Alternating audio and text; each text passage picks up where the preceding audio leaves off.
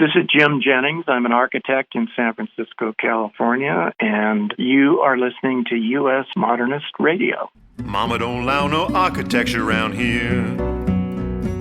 Mama don't allow no architecture around here. Oh, I don't care what Mama don't allow, gonna draw mine modern anyhow. Mama don't allow no architecture around here. Welcome to U.S. Modernist Radio, where we talk and laugh with the people who enjoy, own, create, dream about, preserve, love, and hate modernist architecture, the most exciting and controversial buildings in the world. I'm Tom Guild. Today, we welcome venerable podcast host Evan Troxel of Archispeak, Ken Reiter, who answers the question, what do you do with a mid-century modernist school?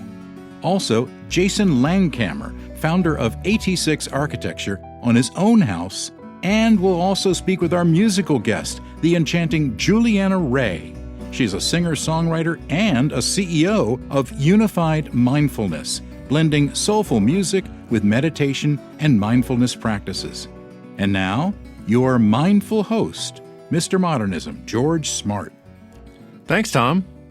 The classicists are on quite a roll. Over time, they've attached the conservative political movement to their agenda to turn back federal architecture. I've got to say, it's a brilliant strategy, and it has gained them a lot of attention. One of their main arguments against modernism is that America's founding fathers, those brilliant guys who developed our Constitution back in 1776, chose classical architecture, so we should continue to as well. Show me where our beloved Constitution says we need flat roofs or Zaha Hadid, classicists demand, apparently unaware that the Constitution does not contain building codes. But this hasn't stopped advocates from voicing the Founding Fathers with the confidence of a psychic in a feathery hat channeling grandma. They know, with the same mystical accuracy, that Thomas Jefferson would take one look at the Guggenheim and immediately draft a constitutional amendment. The Founding Fathers built in the classical style they knew: columns, pediments, the whole Greco-Roman starter pack. Therefore, classicists argue, to build federal buildings in modernist style betrays the intentions of the Founding Fathers, and therefore is un-American. By this incredibly crafted logic, we as Americans should continue to support the other 1776-era decisions, like the timeless tradition of slavery, the classical legacy of women who can't vote, own property, or get a loan, and the ever-reliable use of horses.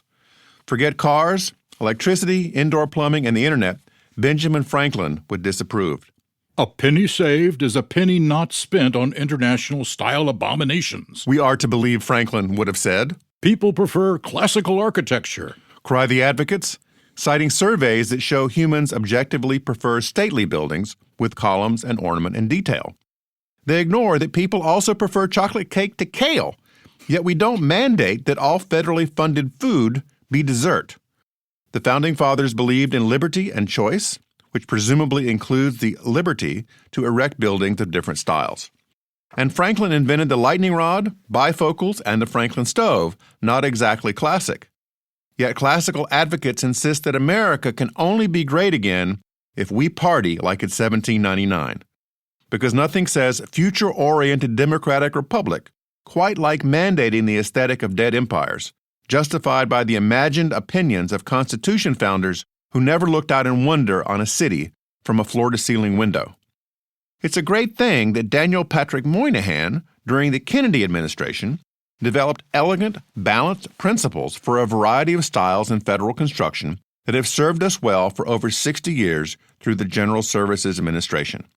Franklin might have said it best himself. In this world, nothing is certain except death, taxes, and someone using me to justify aesthetic preferences 250 years in the future.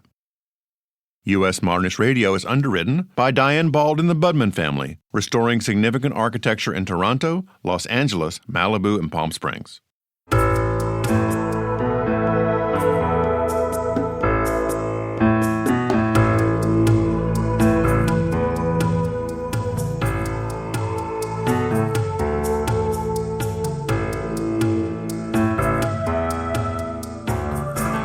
Our special guest today is Evan Troxel. He is host of Archispeak, a long-running podcast for architects by architects.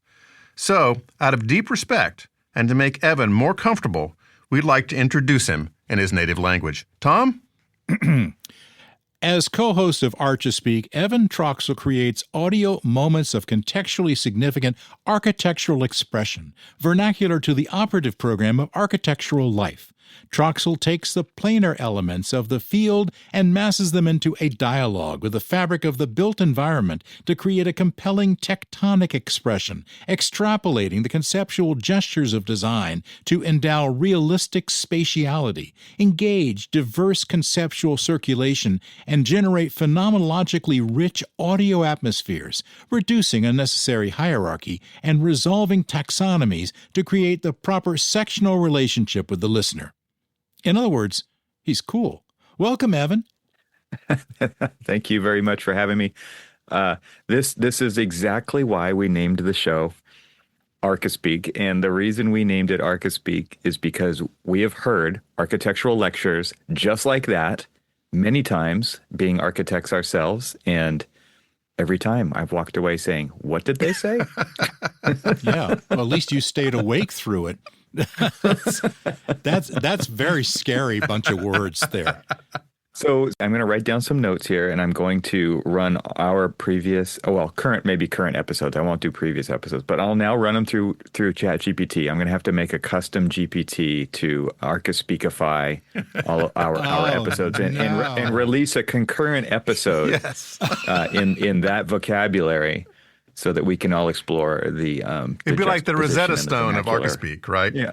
Well, the new AirPods that are coming out from Apple that will supposedly do real-time translation, maybe you can make them do that. Can make a Archispeak version, yes. Got scary. Well, Evan, before we talk more about architecture, let's talk about guitars. Behind you, there's a wall of them, and I understand that you have the same Les Paul guitar you bought 35 years ago? I do. I bought that when I was in high school, and I've had it for about 35 years. It's probably the thing I've owned the longest, if I had to guess. Are you in a band? I'm not in a band currently. Previously in a band in the mid-2000s, in the first decade of the 2000s, where we did release a 6-song EP, if anybody knows what an EP is anymore, an extended play. Just kind of a short record. And it was, like I said, 6 songs under the band name System Kid. So you can find that on Spotify and iTunes and things like that. But currently I just play. I actually play quite a bit. I play a lot of acoustic guitar as well as electric guitar. And it's just been a hobby that I've kind of rekindled in the last couple of years, but in a pretty serious way. So thus the wall of guitars, it makes for a good background. It makes for good conversation pieces too. I record a lot of podcasts. This is my studio, but it's also my music production studio. And I write music as well as play music. So you do record yourself then? Every once in a while. Okay. If I had a studio like you guys, it might be easier. But this is really set up for podcasting. So for most of the time, I'm just sitting down and playing. But yeah, I know enough. I think that was actually one of the reasons we started podcasting, was because I knew enough to be dangerous, to actually do the recordings, apply some compression and some limiting and things like that, and kind of equalize the voices and the tracks, because everybody's got different equipment and you want it to sound like you're in the same room together. And I still know just enough. And, YouTube has become our best friend when it comes to learning how to do things. And there's no end to the amount of tutorials on YouTube if you wanted to learn a little bit about sound engineering. So, that's what I do. Well, if you want to go crazy, you can sing your own theme song like I did. That's true.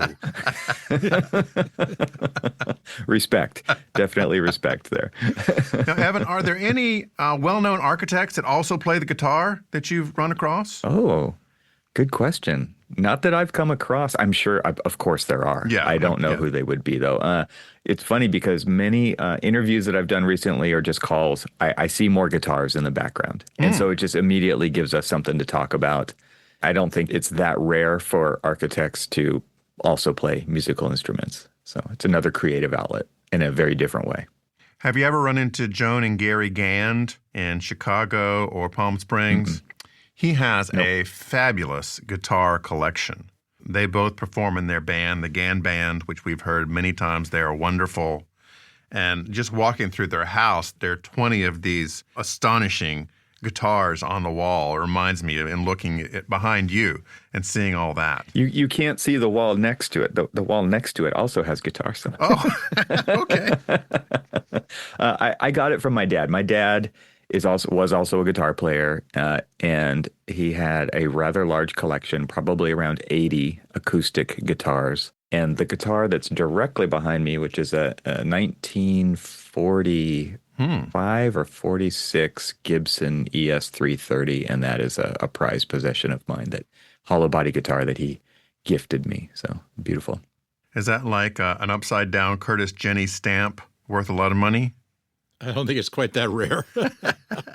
It's not as rare as that, but it's worth some money. Yeah. Okay. And it's not like a perfect example, but my dad was not an electric guitar player or aficionado. He was more of a bluegrass player. So steel string, 12 and 6-string guitars, and a very, very good musician. He actually used to play with Linda Ronstadt back in the day. And so that was more his thing. And I think he just happened upon this. He was there at the right time, and he picked it up from somebody and then later gifted it to me. Well, tell me about the podcast. When did Archispeak start? Archispeak started in the very end of 2012. So early days-ish for podcasting, not the earliest for sure, but we've been around for 13 years. Longer than us. Yeah. 3 years longer? Yeah. And how many shows so far? 377, I think. Very consistent. Yeah. Just boom, boom, boom. Pretty consistent. Pretty consistent. For architects, I give us a gold star. Yeah. Tell me about your partner in that, Cormac. My partner is Cormac Phelan. Cormac lives in Detroit. Both of us have moved in the last few years. I used to live in Southern California, and I was in the LA area. Now I'm in Southern Oregon. He was in Florida and then Maryland and now in Detroit. Mm-hmm. And so a lot of things have happened over the decade plus of us recording together. But he is also a licensed architect. He's licensed in those 3 states as well. And I am licensed in California and Oregon. And we both achieved our licensure during the show. So we've been through a lot together. And of course, we talk about all those things. It's really a show about what it's like to be an architect. We say 2 architects telling tales from the trenches is kind of our tagline for the show. We both started it kind of as just a side thing. We actually met on social media, on Twitter, back in probably 2006. We probably started, built an architectural community, and the show just kind of blossomed out of that. And now the first 3 years of the show, we had never met in person. And we finally did meet in person after 3 years at an AIA conference. Mm-hmm. It might have been Atlanta. It was probably before that. But the show travels around the country in different locations, and we've been to most of them since then together. And that's usually our kind of annual get-together, although there have been other reasons to get together as well. But it's a great friendship that's developed over the years. There's a lot of camaraderie that we express. We know what we've gone through over the years. And I think that's really why people tune in to that show. We've gotten emails from students saying, "Thank you for telling us what it's like to be an architect. Our professors don't know what it's like." Yeah. So, not always the case, but a lot of professors are not also practicing architects. So we've done both. We've been professors. Cormac is currently one. I was previously one. But in addition to doing the show, we've spent a lot of time bridging the gap between academia and the practice of architecture. Now, most of the architects I've spoken with that grew up in the 60s or 70s got inspired by Legos in their early days. Mm-hmm. But I understand for you, it was rocks. Well, it was rocks, and then it was later Legos. But yeah, I used to sit, first grade. I grew up in a town called Truckee, California, which is near Lake Tahoe. Oh, sure, yeah. And I used to sit out in the front yard in the summer months. There was a lot of great rocks on the property, and I could build my own little Flintstone houses and get my Tonka tractors and trucks and, play out there just sitting in the dirt. And then in the winter months, we would get 30 feet of snow at the house. We would get a lot of snow at the house. I learned how to ski off the roof of the house.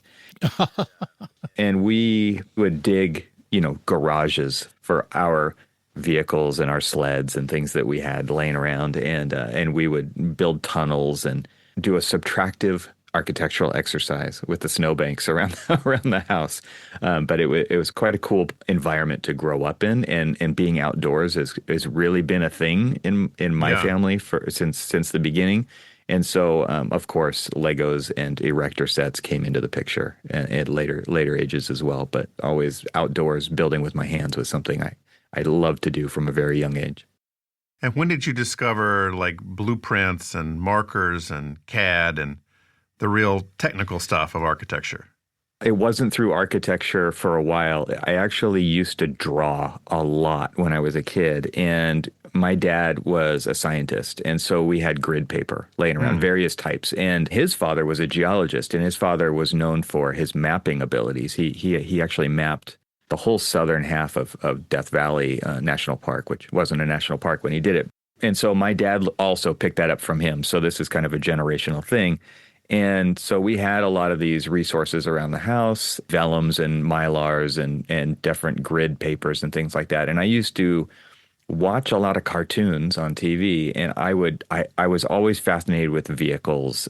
So Transformers, Robotech, if anybody remembers these. I used to take what I would see on the screen and I would, embed it in my brain, and then I would try to draw my own blueprints of those. I would draw my own plan views and elevation views, and I would draw, top, front, side. And that turned into visiting various hardware stores that had home plan magazines on the bookshelves. My parents would go around the store. I would flip through the pages of that, and that's really where I think all that started to develop. At some point, I found a Frank Lloyd Wright book. I saw the Roby house probably, and it was like, whoa, this is something else than what I had been looking at, right? Yeah. Which were all these kind of remodeling ideas and things like that. And so that probably is where my true architectural curiosity began. I had been developing drafting skills. I think my parents had bought me a Mayline at some point, or a T-square at least. That graduated into a Mayline in high school. And I took architectural drafting for all 4 years in high school, and that turned into additional drafting classes. Mm-hmm. So I was trained, on drafting boards. You went to a high school that offered architectural drafting every year? Every year was an ROP program. So it was a vocational course, right? And that was something that was offered there all 4 years. And I even went to 0 period ROP drafting, which was, a period before school officially started for 3 of those years after that first initial year. And I won a house drafting competition. They built the house that I drew in high school with another ROP construction program at another local high school where they owned some properties. So you peaked at an early age. That's where it all started. Yeah. And what kind of clients come to you now for projects? I don't do proper architecture anymore. I practiced architecture until about 5 years ago. Okay. Even though I am still licensed and I do a lot of our own projects around here, nothing under like a true architect's capacity. But I was working at a large firm in Southern California. We had many offices, many projects, and I did mostly public work project types. So that would include K through 12 schools, higher education, libraries, community centers, fire stations, things like that. And so the last real big project I did was a 3-story math and science building on the Golden West campus, which is a community college in Huntington Beach, California. That was about 125,000 square feet project. Yeah. And I really went into the technology route inside architecture firm, running what we called digital practice at the time for many years. That was really kind of a big shift in my career, but it was based on my knowledge of, I was always very technologically oriented when it came to practice, and then linking up solutions for tools and strategies and different workflows in technology, directly applying those to practice at a bigger scale across the entire firm of 350 people. So I guess with that kind of background, are you intrigued by what AI has to offer now? For sure. I'm also very concerned at some points, right? I see things happening and I feel like the soul of architecture is not something that these big technology companies are interested in, right? And so it's... Are they interested in anybody's soul? I don't know. I don't think so. There you go.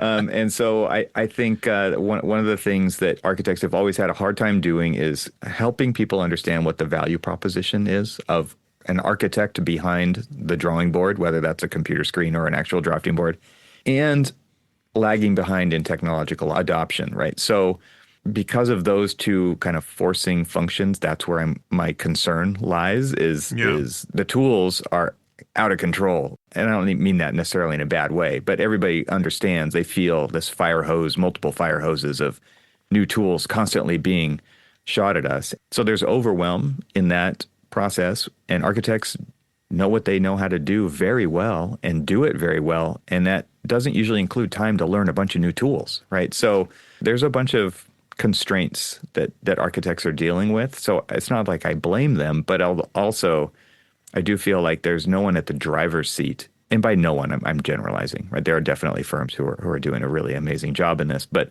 it is concerning that tools are going to solve many architectural problems that architects could solve that architects won't be needed for. And so what are architects going to do about that? It really is up to us. But at the same time, I think a lot of architects are just trying to keep their heads above water, right? So it's a difficult situation. There are some things that AI is probably really good at, like speccing out, I don't know, tech closets or wiring or something like that, but can't ever conceive of a visual image or destiny for a building, a big picture.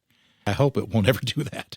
I think it will, actually, if it doesn't already. But I think, the thing that architects do better than anybody else and better than machines can possibly do, because AI is very purposeful. It's purpose-built to do a specific thing. And what architects do is they take a lot of context and constraints into account. So, there's the base level, building code, site, utilities, things like that have to be woven together in addition to all of the client's needs and environmental needs and materials and assemblies and all of those things. And architects do that. And so it's going to be a very long time, if ever, that AI will be able to do all of that stuff. But because there's so much investment in AI tooling and just technology in general, there's going to be tools that do an incredible amount of things. I guess the question is, are architects going to be able to communicate with people in a way that helps them understand what architects actually do, which is not draw. Architects do draw, but that's not that's not why they do what they do. Well, hasn't that been the perennial problem, Evan, is that the architecture field has been really bad at communicating with the public forever, for 100 years. They haven't figured it out yet.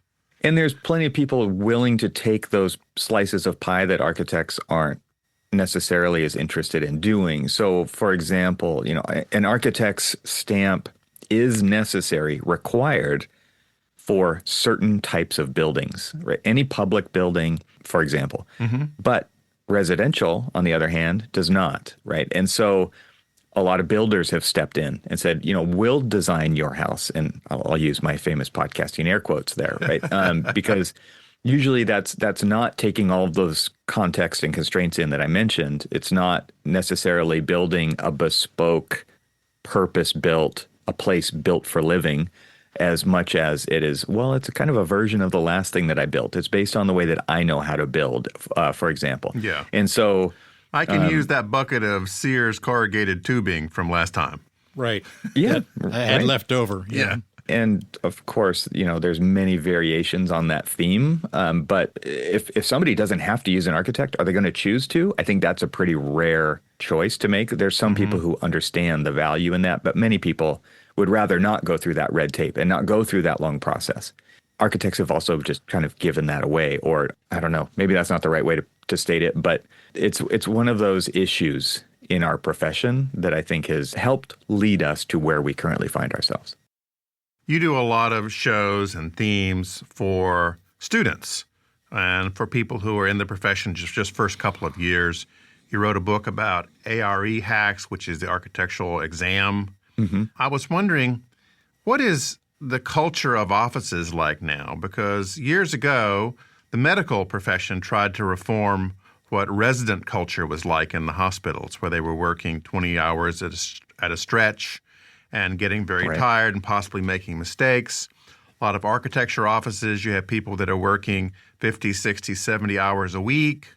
Is that changing at all for architecture? Is it reforming in the way that these large firms particularly are functioning?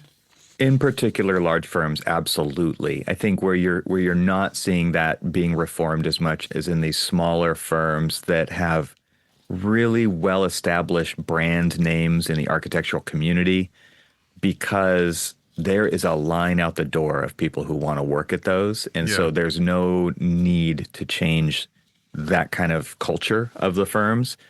So, of course, it depends. That's the answer for a lot of these questions, right? So for large firms, absolutely. They have a big magnifying glass on them, and people talk about where they work and their experiences there. And these firms have to attract talent. They have to attract it. And so in order to attract talent, they have had to make changes to the architectural professional culture that has been around for so long, which is what you kind of described, right? It's like, be happy you have a job here. Work, and then work some more. And someday you might start to make your way up the corporate ladder.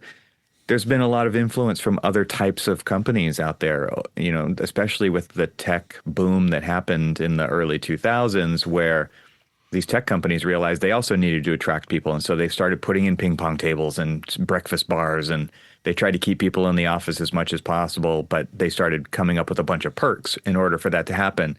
And I think slowly over time, architecture started to adopt those things as well. What are they doing? What are the large firms doing exactly to make it better? There's a lot of professional development that happens now. There's always been kind of a bifurcation between professional development when it comes to what you learn in school and then what actually happens in the practice of architecture. And there's a gap there that exists. And so they've done a lot to address that and to invest in their employees so that they grow in that firm and then have more loyalty with that firm for the right reasons, so that they stick around for longer. And this has been a constant battle. It's not a battle that has gone away either. I think people do really jump around a lot in the profession, which doesn't do these firms any favors, right? Because what you do learn at that firm, a lot of people end up taking somewhere else, and it would be great. I mean, the cost of creating new employees is super, super high, right? Yeah. So if you can avoid that, you should. And so I think a lot of it has to do with professional development, education, lots of resources for them, lots of fun activities that stretch their creative. I mean, one of the problems with the architectural kind of transition from education to practice is you go from this extremely creative thing in school, and then you get to go draw parking stalls and toilet details, right, for a long time because they need people to do the grunt work, the busy work. And so they have to come up with other ways to really get people to understand kind of a longer term value, and they have to interject that with, design competitions and various different interesting ways to keep people involved and stretching their creative muscles so that they don't just turn into detailing boring stuff all the time because they know that they'll leave. So they've created new playbooks to keep people engaged over the long haul. Well, speaking of new playbooks, you are now somewhat of a media mogul. You have TRXL Industries, right? You have more podcasts. What are you into besides this Archispeak program? Yeah, so Troxel Media has been the thing that I've really focused on for the last 2.5, 3 years. That came out of a little bit of desperation, and that I was actually laid off from a technology startup that ran out of money. And so I was in a position where it's like, oh, well, I've built this media empire. I say that in my deep podcasting voice, right? But it's a very small empire. And so one horse. Archispeak. So there's the Archispeak podcast. For the last 5 years, I just celebrated a 5-year anniversary of the Troxel podcast, and that is TRXL, as you said. And that is more focused on the intersection of technology and architecture. So it really comes out of that position that I had as the director of digital practice at the firm, and strategy, and shining a spotlight on the way architecture is produced and delivered today. And so that was kind of the next step. And now I am also doing several other shows and creating and helping produce shows in the AEC industry. So it could be brands that have to do with product manufacturing. It could be technology firms in the AEC landscape. It could also be architecture firms. And what's also grown out of that is speaking engagements and consulting on the digital practice side of things. So that's really where my expertise lies today, is in helping companies communicate their value, but also increasing the number of these wide-ranging and deep conversations around these kinds of topics, so that there's a lot more awareness of them. Because when I started to do digital practice, it was very elusive. There was no playbook, going back to the playbook idea.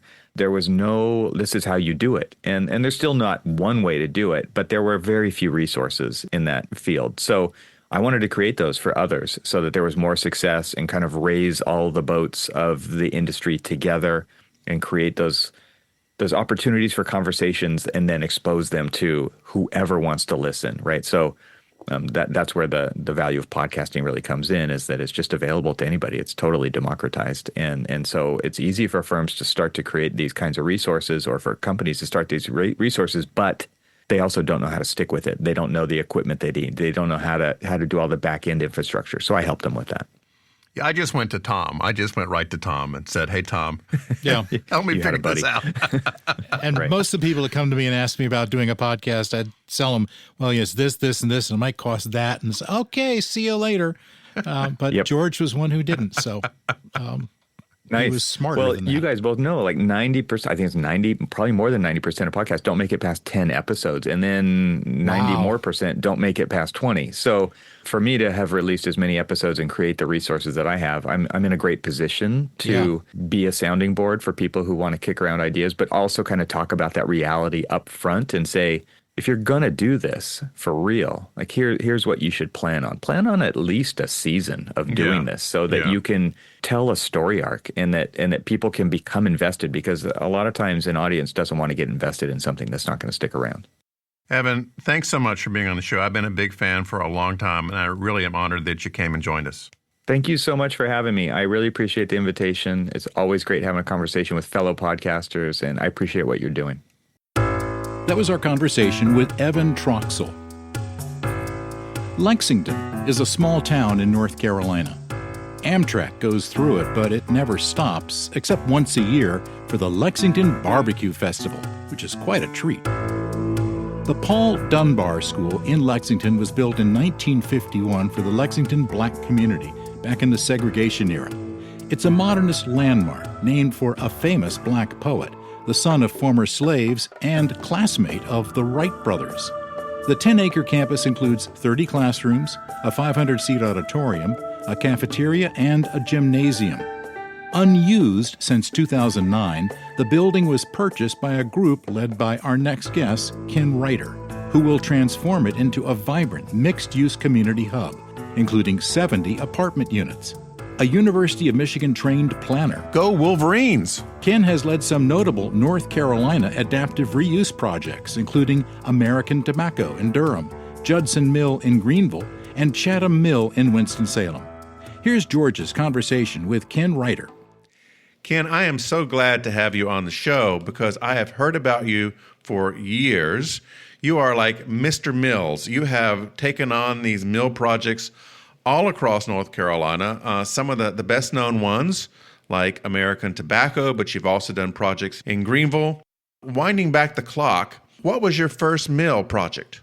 Thank you, George, for the kind words. And it's been a pretty interesting journey for me.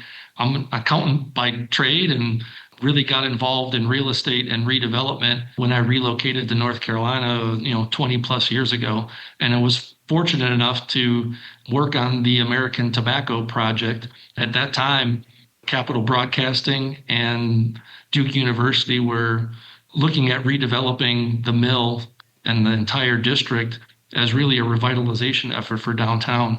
Worked for a company out of Baltimore that acquired the north end of that, and I was the lead developer and really kind of learned, frankly, what to do, what not to do, and kind of the complicated legal, financing, design considerations that are necessary to do large-scale historic redevelopment. And I've been doing that for about 20 years now. And so I know you've done a project in Greenville that's been successful. What are some of the other locations? Yeah, so we've done projects from Raleigh. We did the Contemporary Art Museum, which was a old produce warehouse, American Tobacco. We've worked on projects in Winston-Salem doing textile and tobacco factories, hosiery mills up in the mountains, Spencer Mill up in Mount Airy, and then we've been doing a large textile factory in Greenville, South Carolina. And we've done other projects, but the project we're doing in Lexington is our first modernist or mid-modern, project that we're working on, which really, as time has gone by, those buildings are now becoming significant, not only from a historic perspective, but also from a design perspective. So on behalf of our audience, we all thank you for buying this thing, because across the country, there are many school buildings like this from that era that are just getting destroyed. So thank you. You're welcome. They're wonderful buildings. They introduce unique design challenges, but no different than if there's a willingness, and we found good partners to kind of help us solve the puzzle, if you will. So this particular school is called the Dunbar School. It was built in 1951. It was built for the Black community in Lexington, North Carolina before integration. And it's named after the poet Paul Laurence Dunbar, who lived from 1872 to 1906. He was a son of former slaves, and he was a classmate, interestingly, of Orville and Wilbur Wright. There were several modernist schools named after him across the country, and this one was a school until about 2008, and then everybody left. So what did you encounter when you walk into a building that hasn't been used in, 15 years? It's interesting, right? We've all been through our childhood memories and stuff like that. And the main entry doors lead into the auditorium where some, play or musical or pep rally or, I can see the principal scolding the students about, how everyone needs to. So in that sense, there's a little bit. One of those DARE programs that were popular years ago. Yeah, right. There's a lot of nostalgia. But the buildings are typically stout, right? From a construction perspective, they're usually in pretty good shape. Sure, there's broken out windows and graffiti and stuff like that, but that's superficial things, as you've probably seen. Yeah. And then maybe the listeners may or may not be aware, but the classrooms really do lay themselves out as pretty efficient space, not only square footage but volume, for multifamily residential living, which is really primarily I think what they'd we be do. beautiful. These classrooms converted to apartments or condos. Yeah, and this particular building, there's beautiful windows. Now they're not floor to ceiling, but they're 3 to 4 feet up all the way to the ceiling. So they bring in like wonderful light. The campus is over 10 acres, so it's nicely wooded. It's just a really pleasant setting, which is a bonus, which helps from the redevelopment perspective.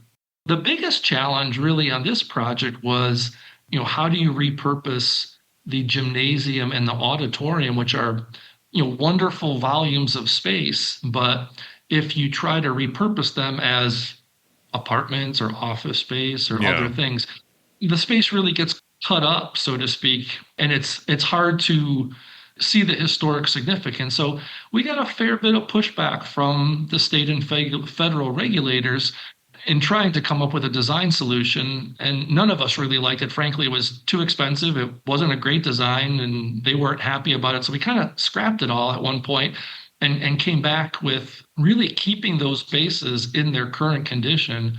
And to be honest with you, George, the only reason this project worked is because the city of Lexington really partnered with us to program and occupy the portion of the building that was really going to be the most challenging for us to redevelop and make really the financial work. So what do they want to do with these big spaces? Primarily, there's a gymnasium and the auditorium.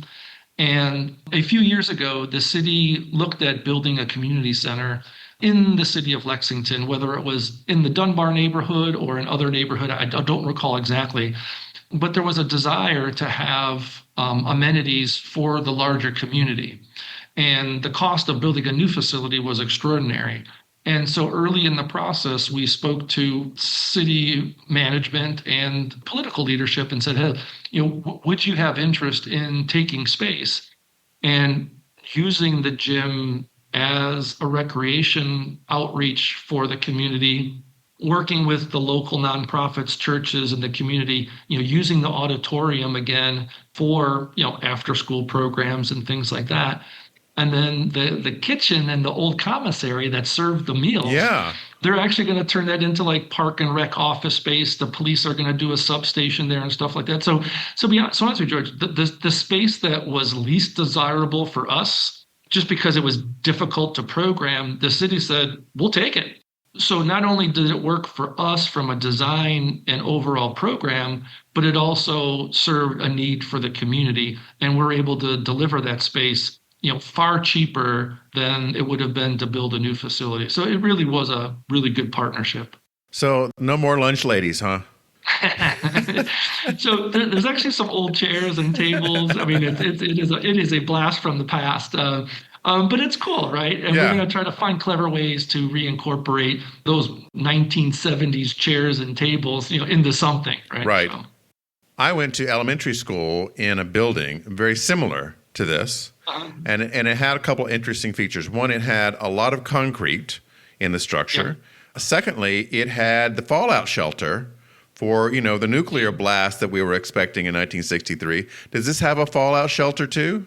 It doesn't, but it does have spaces that could serve as it. But what's interesting about this property also is it's been built on over years, right? So there's been some additions and stuff like that. And that's some of the unique kind of design components and stuff like that, which we think are, quirky, but, of the period, so to speak.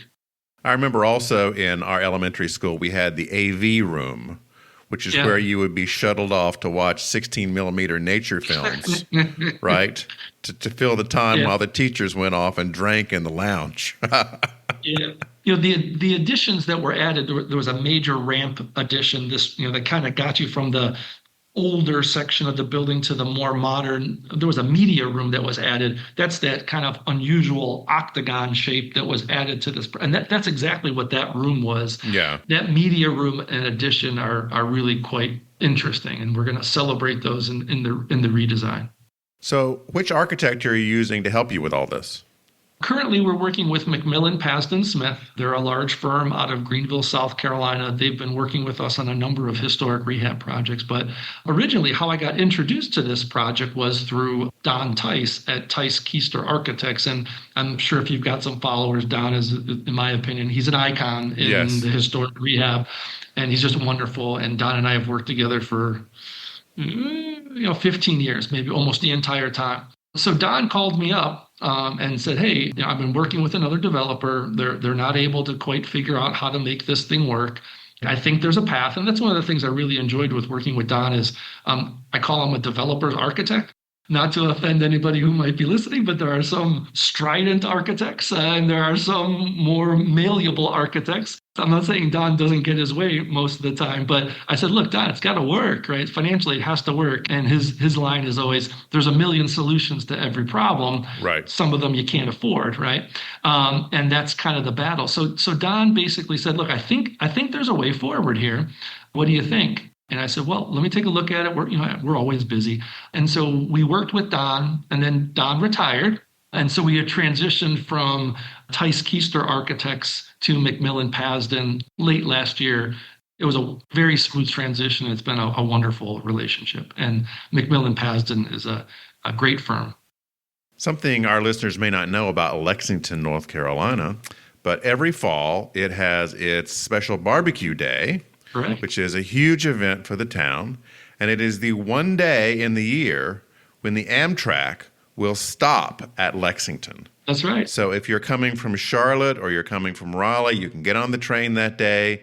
It will stop in Lexington and let you off. You can wander around for a few hours, eat all the barbecue you could possibly hold, and then get back on the train to go back to where you came from. It's a great train trip.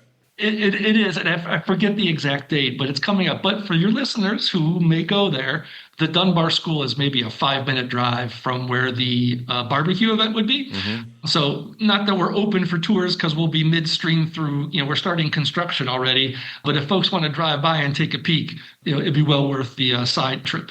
When do you expect this will be done? I know this is always a mystical science, but what are you thinking? Yeah.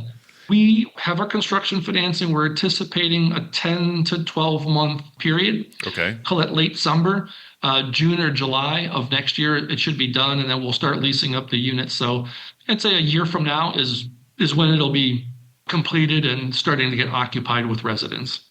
Well, this sounds really such a great project. Ken, please invite us to come to the party when you have the grand opening, because I definitely want to see it. There's a groundbreaking that we'll be announcing soon, so you will definitely get an invite, and your listeners are more than welcome. And we're welcome for visitors anytime. And the community is excited too, because I think these projects are very, very difficult. And some of the smaller ones are even more tricky. So we're excited to get out there and celebrate. We try not to pat ourselves on the back too early in the process, because there's a long way to go.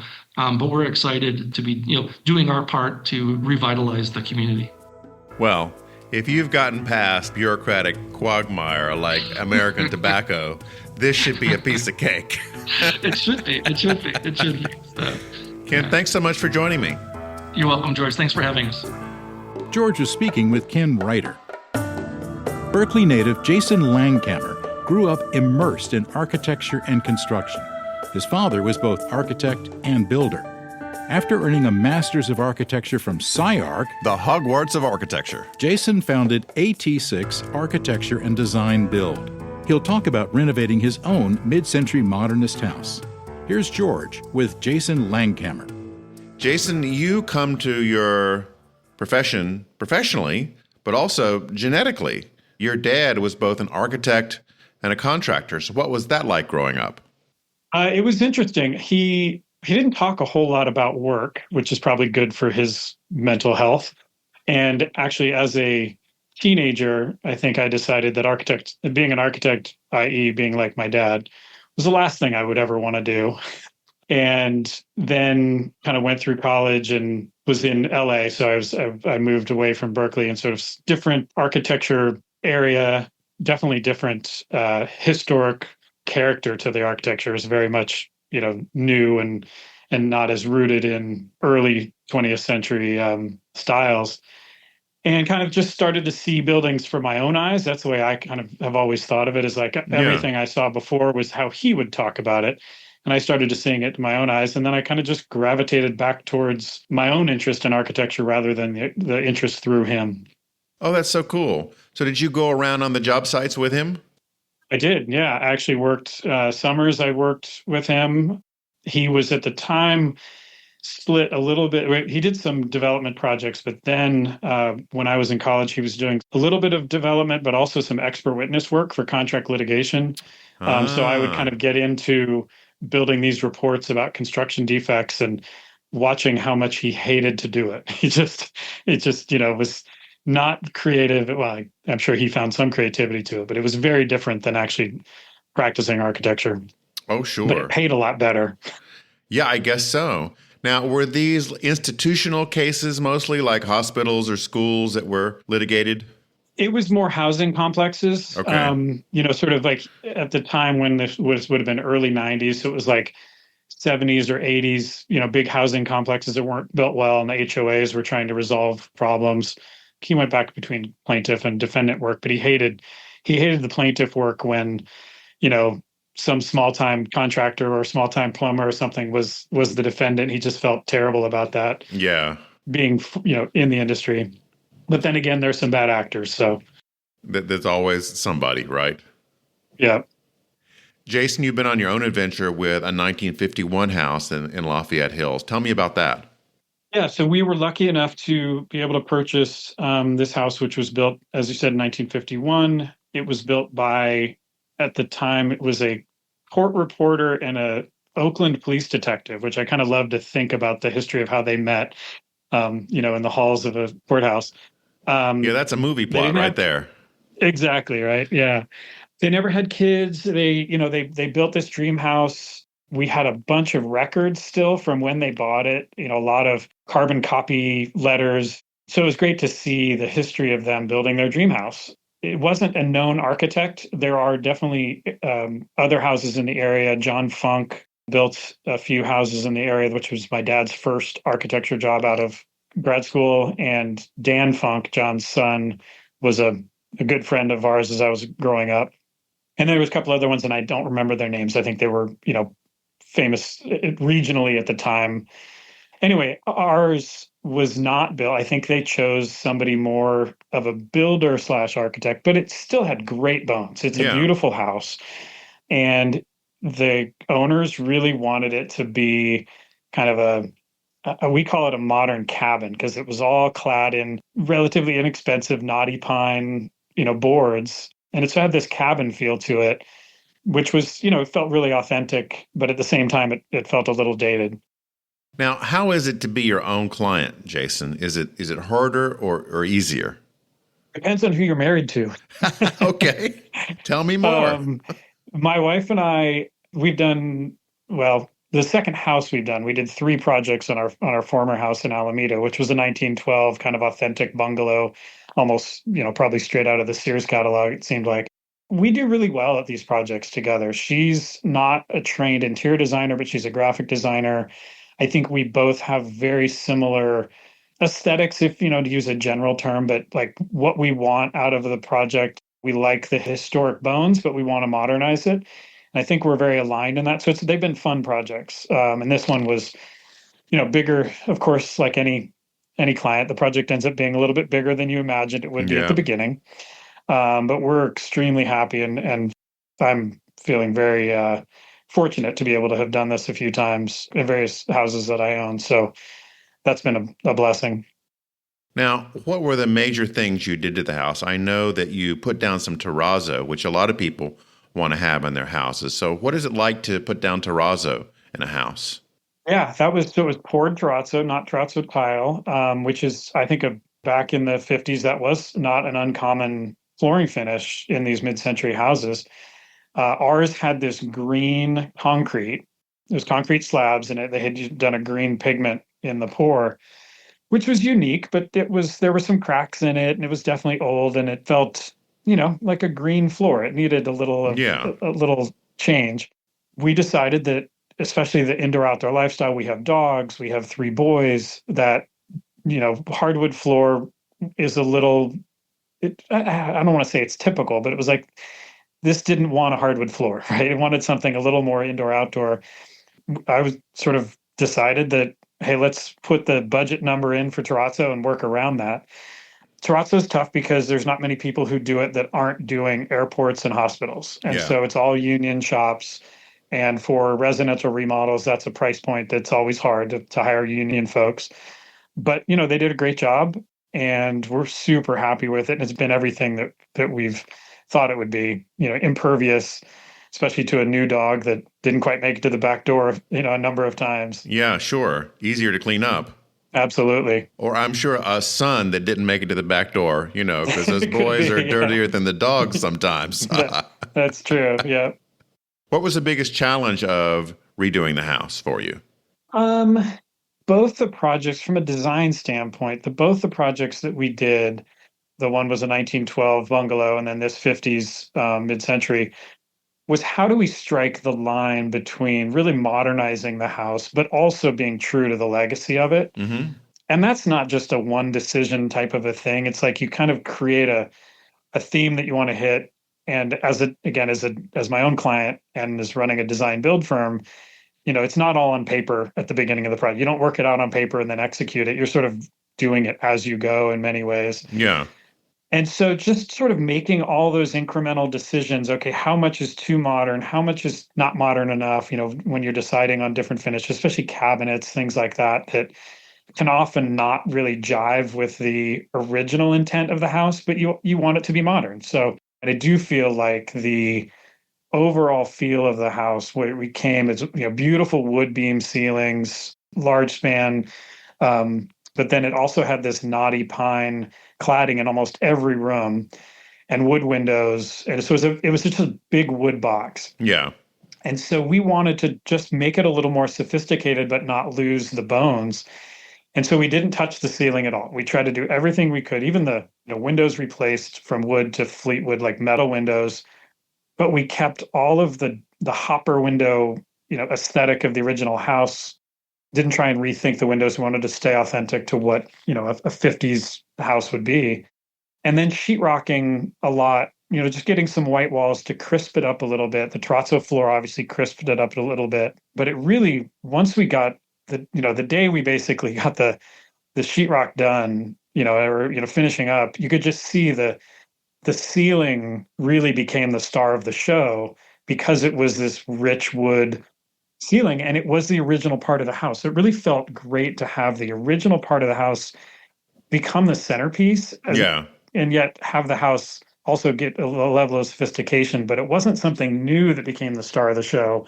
It was really just kind of cleaning up and letting the power of the original house get front and center. And it was just watered down with all the wood walls and everything like that. So it really does feel like a 50s house still, but it's 21st century sophistication. And obviously all of the tech and all of the newfangled things that we put in houses these days makes it a lot nicer too.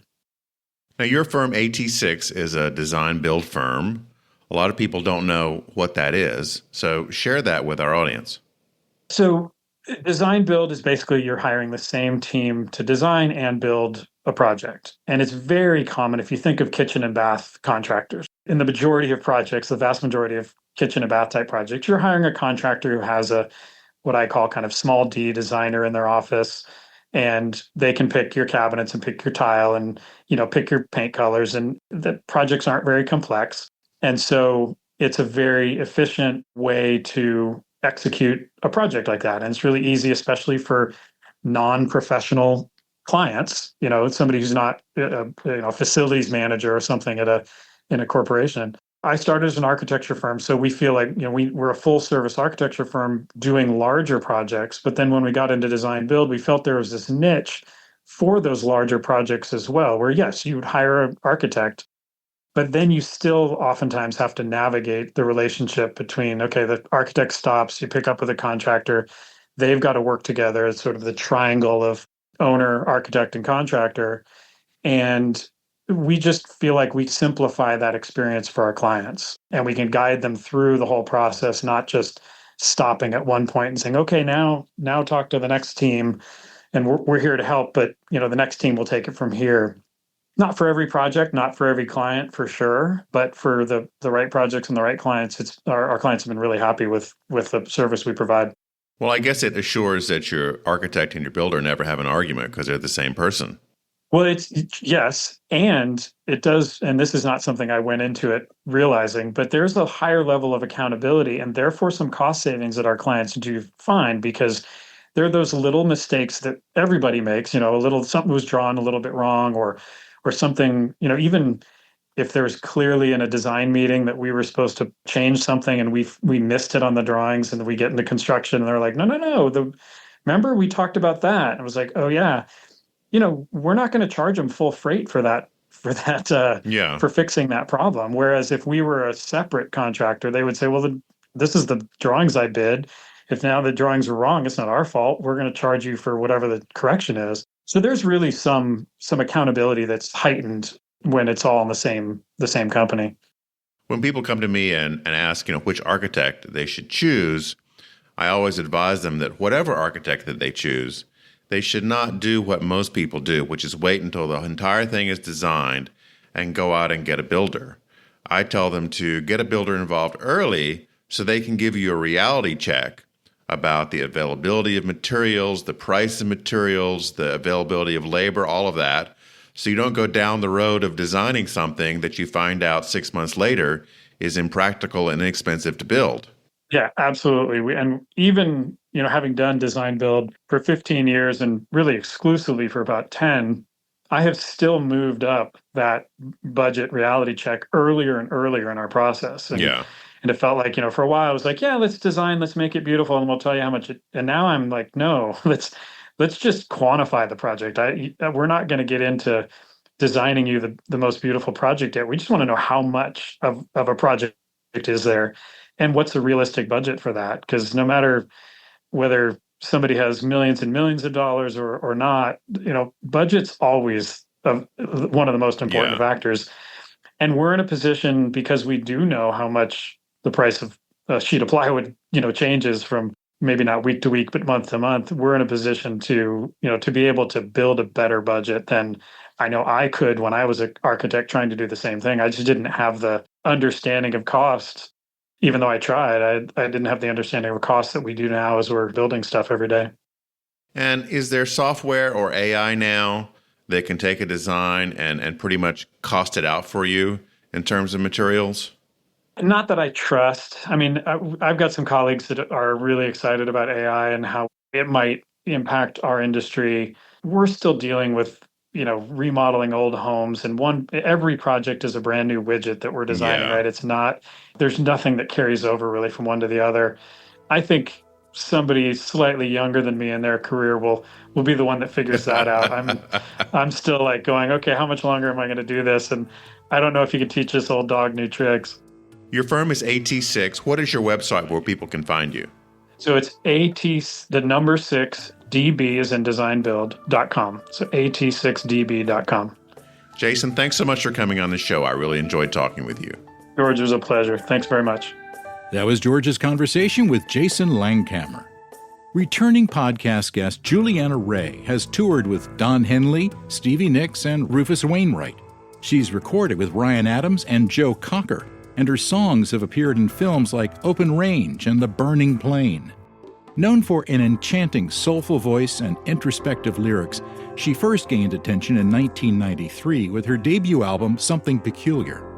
Beyond music, Julianna is the CEO of Unified Mindfulness, with over 20,000 hours of meditation practice and decades of retreat experience. She coaches executives, athletes, and entrepreneurs, and has contributed to neuroscience studies at UCLA, Vanderbilt, and Carnegie Mellon. Julianna Raye spoke with George just recently via Zoom. Julianna, thanks so much for coming back on the show. It's such a pleasure to see you again. It's so lovely to see you, George. Thanks for inviting me. I realized this time, and I don't know how I missed this the first time, that we were at Duke just about the same years, right? That's wild. In the mid to late 80s. And what were you there for? What were you studying? Psychology. And this has segued into now you are head of an organization that does mindfulness and meditation, does workshops. I understand you've done something like 10,000, 15,000 hours of this so far. Well, myself, my personal transformation has come through immersive meditation retreat training. Mm-hmm. And it's been so helpful that I started the organization to teach people how to teach meditation, and also just as a community of learners of meditation. I think that a lot of times meditation can be confusing for people because it's kind of an inner process that you're not quite sure if you're doing it right. You're not quite sure what the outcomes are supposed to be. So this approach that I teach, Unified Mindfulness, is very educational. You feel like, oh, I get it now. That's what we hear a lot. Oh, that's really cool. Yeah. And I guess in this time of perpetual change, people are really hungry to get that kind of centering. Absolutely. This inner resource that we all have available to us, we just don't know how to access it. And so we just need some training that we didn't get before. And it is just amazing what's possible with that training. There have been a couple of movies where they make a parody of this, and they have like pictures of this guy, and there are all these people inside his brain, right? There was a cartoon series about this and everything, and and the guy is learning how to talk to the other guys in his brain, right? And they all counsel him on stuff. And then, one day he realizes, like, all those voices, it's me. Yes, all the voices you could say anywhere, anytime. Yeah. All those thoughts. It's you and it's not you. Yeah. There's a great freedom in discovering that you don't have to automatically buy into a thought just because it's rolling around in this particular brain. Yeah, that really is a wonderful awakening when you start to think about it that way, isn't it? Yeah, very freeing. Now, you've been a musician for a long time, like the early 90s? Yes, yeah. How did you get started? I got a record deal on Warner Brothers. Lenny Waronker signed me back in, I guess it was 92. I was produced by Jeff Lynne, who's a well-known pop music producer. Mm-hmm. And, I made a very pop record. And it was right when grunge was happening and nobody really knew what to make of it. Yeah. Except the head of PR really liked it. So I got some great press, but they just kind of didn't quite know what to make of the music. It happened very quickly. I mean, I got out here and a year later had a record deal. So I then had to decide, this is a vocation. I want to keep going, even though I've got some barriers up now, because my deal with Warner Brothers ended. And that's when I started to explore my musical identity more. And I guess that's kind of been a signature of my journey as a musician, is that I don't feel constrained by one particular musical identity. And from the perspective of the biz side, I suppose it makes it harder to pigeonhole me and then to kind of promote me, because my identity has shifted over the years. But from the perspective of the creative process, it's a real joy to explore different versions of myself and different aspects of my experience through music. So I got more into jazz, folk. I got really interested in Afro-Cuban rhythms. I'm really drawn to those rhythms, and that took me into some really interesting places musically. And I just kept going and kept creating because I felt called to as a vocation. Well, this first song is a re-release of one from your Dominoes album. It's called I Carry You With Me. Here's Julianna.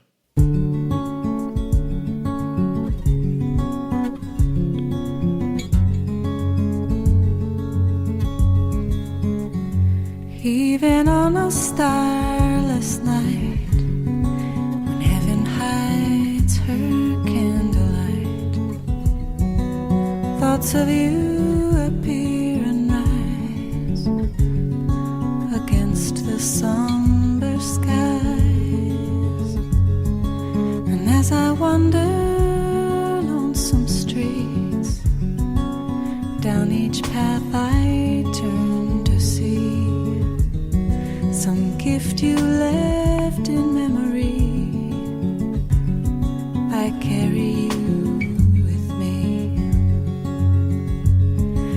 For love is all inside of us, in the very place our lives divide.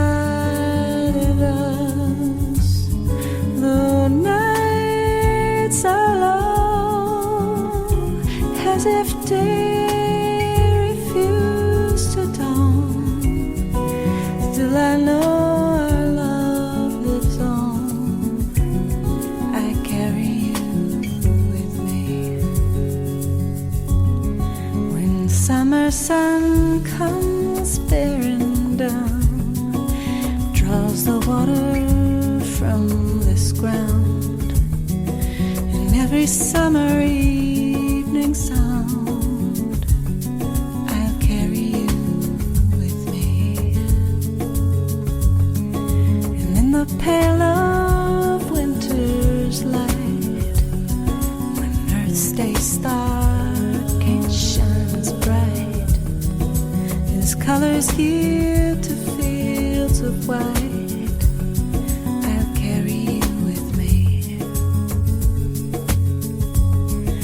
for love is all inside of us, in the very place our lives divided us. Though nights are long, as if day dawn, still I know our love lives on. I carry you with me.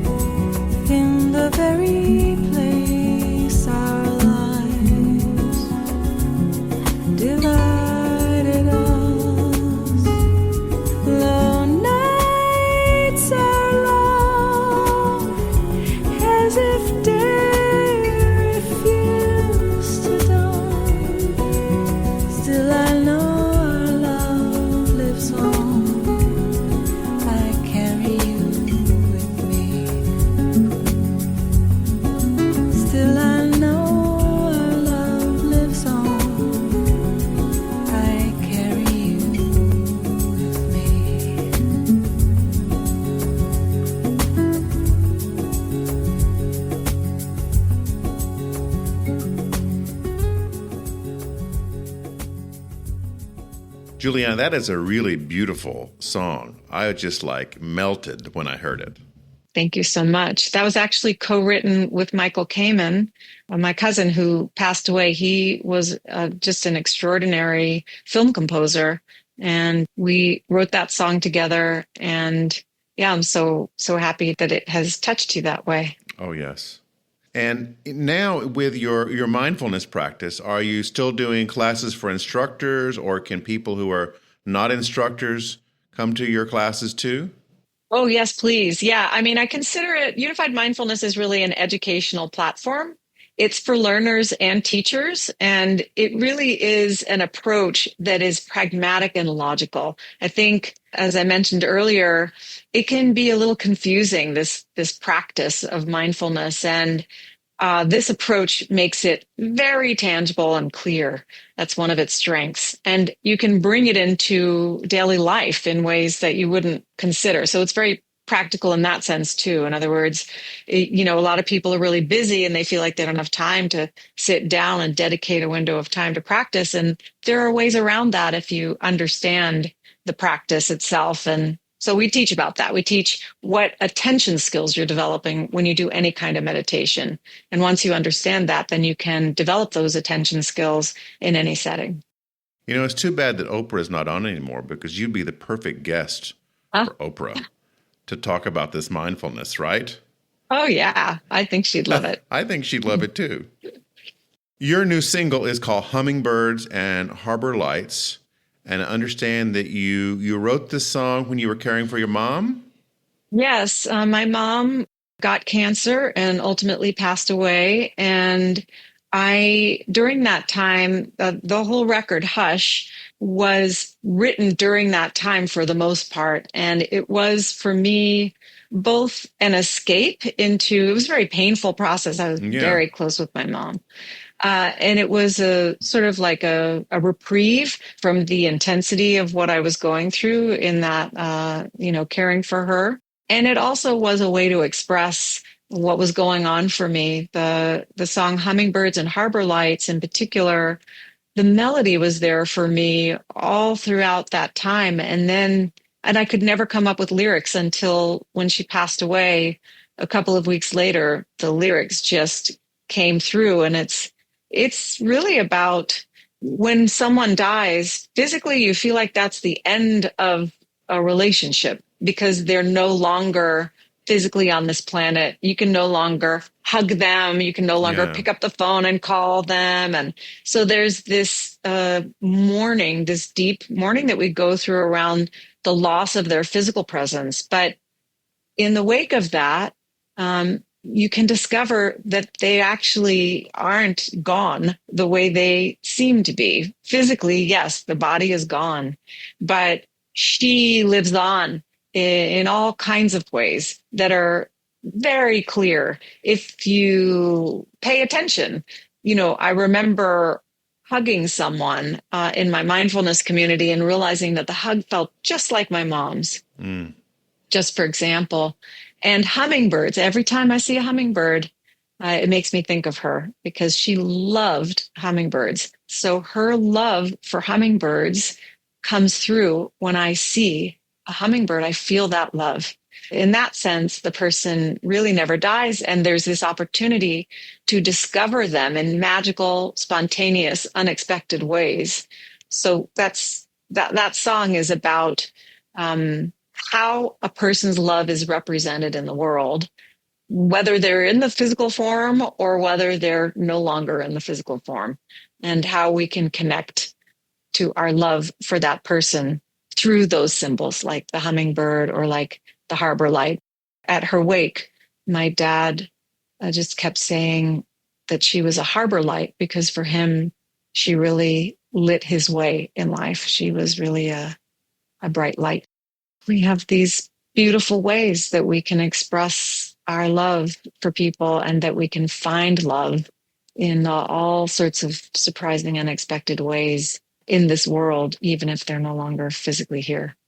It is wonderful to tap into that abundance kind of mentality, right? And just raise one's own happiness from that. Exactly. It's all tied into Yes. to like just being grateful for things. Gratitude is what I go to all the time to pull myself out of some, doom spiral. Yeah. And of course, my mom would want nothing more than my complete happiness, Yeah. So the people who love us, who have gone physically, they want nothing more. They are rooting for us, They want our happiness more than anything. Here's hummingbirds and harbor lights.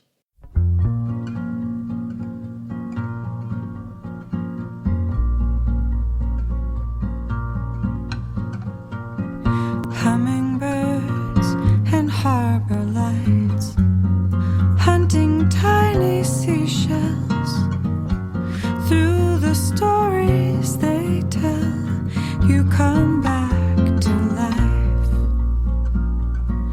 Fire opal burning bright, strand of Russian amber, glowing in their embers, you come back to life.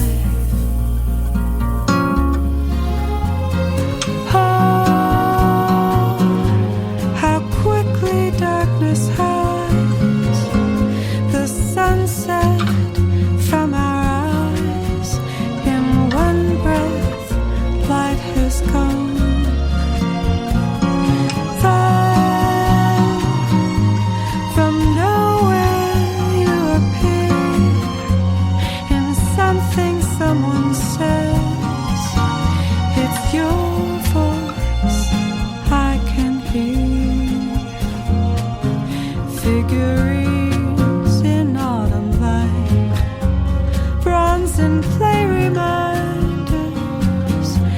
As a child wanders, you come back to life.